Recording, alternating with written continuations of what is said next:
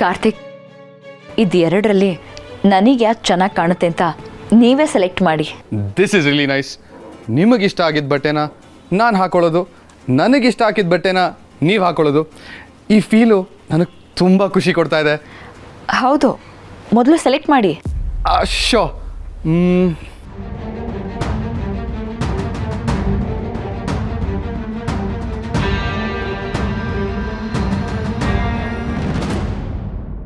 ಇದು ಸಖತ್ತಾಗಿದೆ.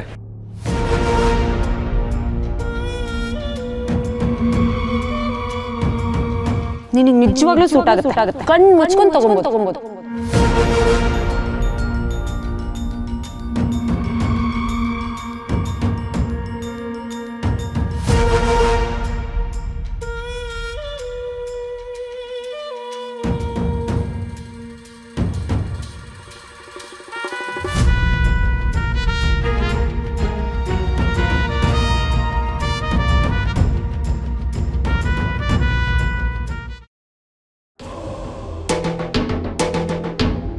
ಸತ್ಯ, ಯಾಕೆ ಲೇಟು?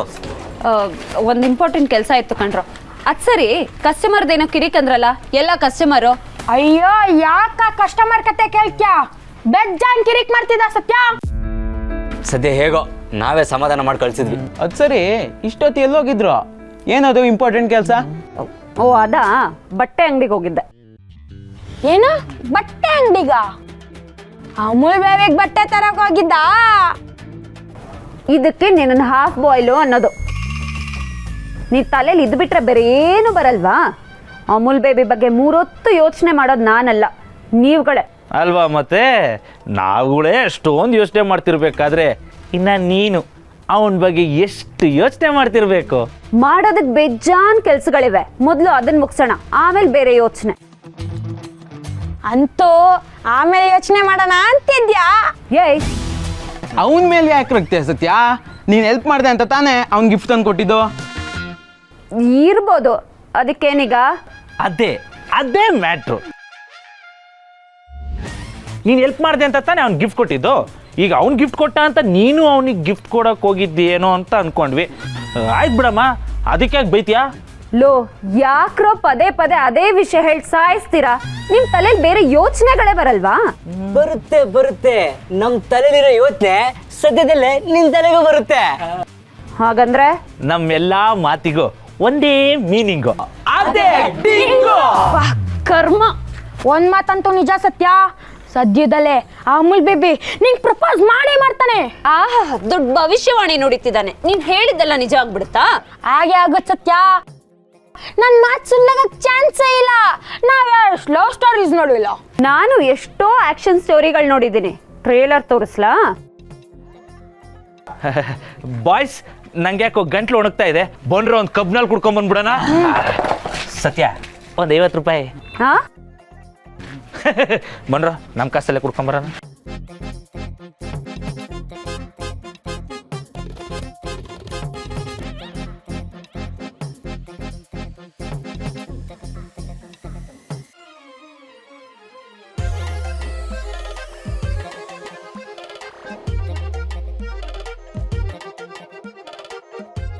ಅಂತೂ ನೀನು ಲವ್ ಸ್ಟೋರಿಲಿ ಇಷ್ಟೊಂದೆಲ್ಲ ಟ್ವಿಸ್ಟು ಟರ್ನು ನಡೀತಿದೆ ಅಂತ ಹೇಳು.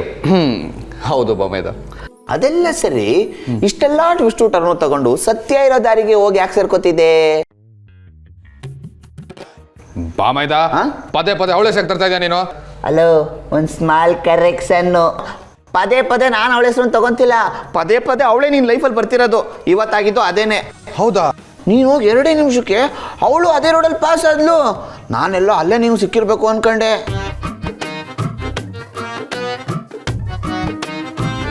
ನನಗೆ ಯಾಕೋ ನಿನ್ನ ಮೇಲೆ ಡೌಟು ಬಾಮೈದ. ಡೌಟಾ? ನಾನು ಎಲ್ಲಿ ಹೋಗ್ತೀನಿ, ಏನು ಮಾಡ್ತೀನಿ ಅಂತ ನೀನೇ ಇನ್ಫಾರ್ಮೇಶನ್ ಲೀಕ್ ಮಾಡಿ ಮಜಾ ತಗೊತಾ ಇದೆಯಾ ಅನಿಸ್ತಾ ಇದೆ.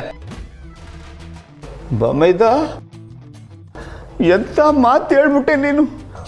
ಯುದ್ಧಕ್ಕೆ ಕುದುರೆ ಮೇಲೆ ಸೈನಿಕ ಹೋಗ್ತಾನೆ, ಆದರೆ ಕುದುರೆನೇ ಮೊದಲು ಸಾಯೋದು. ಆದರೆ ಕುದುರೆ ಬಗ್ಗೆ ಯಾರಾದರೂ ಯೋಚನೆ ಮಾಡ್ತಾರ?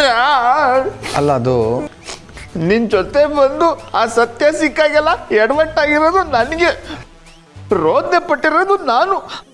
ಅಂಥದ್ರಲ್ಲಿ ನನ್ನ ಮೇಲೇನೆ ಅನುಮಾನ ಪಟ್ಬಿಟ್ಟ.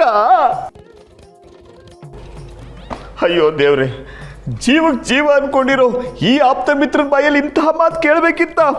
ಬಾಬೈದಾ, ಅವತ್ತು ಆ ಜೇನು ನನ್ನ ಮುಖ ಕಚ್ಚೋ ಬದಲು ನನ್ನ ಕಿವಿ ಒಳಗೋಗಿ ಕಿವಿ ಕಚ್ಬಿಟ್ಟಿದ್ದಿದ್ರೆ ನಾನು ಇವತ್ತು ಕಿವುಡ ಆಗೋಗ್ತಿದ್ದೆ. ಕಿವುಡ ಇಂಥ ಮಾತು ಕೇಳಬೇಕಿತ್ತ, ನಾನು ಕೇಳಬೇಕಿತ್ತ. ಬಾಮೈದ, ನೀನು ಹಿಂಗೆಲ್ಲ ಮಾತಾಡಬೇಡ. ಆದರೂ ನೀನು ಹೇಳ್ತಾ ಇರೋದು ಸರಿ ಅನಿಸ್ತಾ ಇದೆ ಬಾಮೈದ. ನಾವು ಎಲ್ಲಿ ಹೋದ್ರು ಅವಳು ಹೇಗೆ ನಮ್ಗೆ ಸಿಗ್ತಾಳೆ ಅಲ್ವಾ? ಹಾಂ.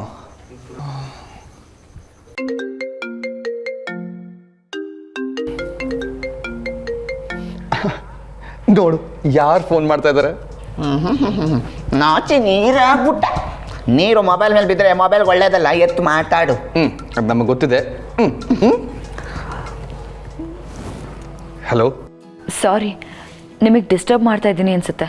ಚೇಚೆ, ನೀವು ಫೋನ್ ಮಾಡಿದ್ರೆ ಇಷ್ಟ ಆಗುತ್ತೆ, ಕಷ್ಟ ಅಲ್ಲ. ಸಿಕ್ಕಲ್ಲ. ಮಾಡ್ಕೊಡ. ನೀವು ಹೇಳಿ, ಏನು ವಿಷಯ? ನಿಮ್ಮನ್ನ ಮತ್ತೆ ಮೀಟ್ ಮಾಡ್ಬೋದಾ? ಹಾ,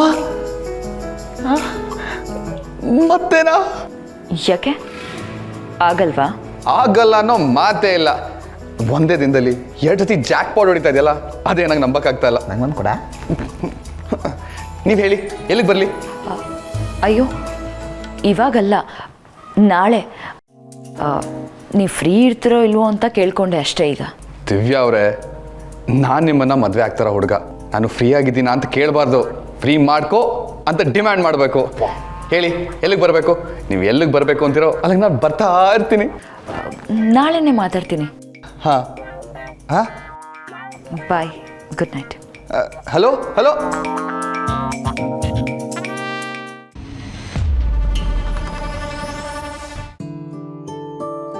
ಬಾಬೈದ, ದಿವ್ಯ ಸಿಗ್ತೀನಿ ಅಂದರೆ ಸಾಕು ಕುಣಿದಾಡ್ತಿದ್ದೆ. ಯಾಕೆ ಯೋಚನೆ ಮಾಡ್ತಿದ್ಯಾ?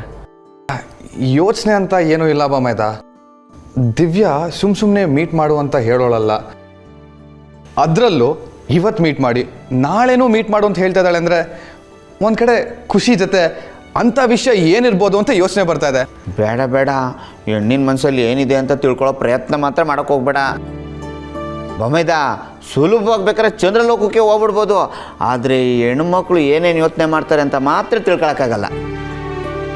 ಈ ಲವ್ವು, ಈ ಹುಡುಗಿರು ನೀನು ಅನ್ಕೊಂಡಷ್ಟು ಸಿಂಪಲ್ ಅಲ್ಲ. ರಾಕೆಟ್ ಸೈನ್ಸ್ ಅಷ್ಟೇ ಕಾಂಪ್ಲಿಕೇಶನ್ಸೇನು.